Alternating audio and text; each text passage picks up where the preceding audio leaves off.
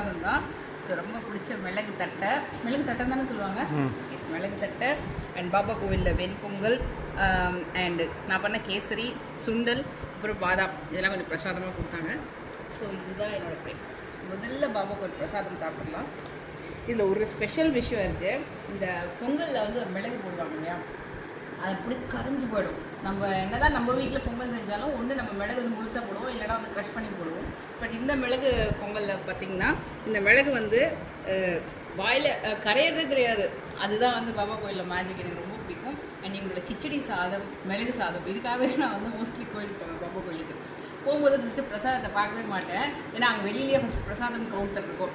சாமி கும்பிட்டுட்டு வரும்போது ஏதாவது தப்பு பண்ணியிருந்தா பாபா என் மேலே கோவமாக இருக்காரா, இல்லைனா வந்து ரொம்ப லவ் பண்ணுறாரா அப்படின்னு யோசிப்பேன்.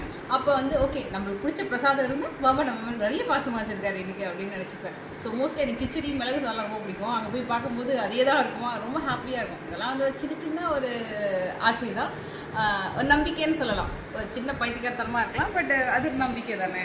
ஸோ எனக்கு ரொம்ப பிடிச்ச மிளகு பொங்கல். சொன்னால் அப்படி குறையுது, மிளகு வந்து அப்படியே கரையுது நான் சொன்ன மாதிரி.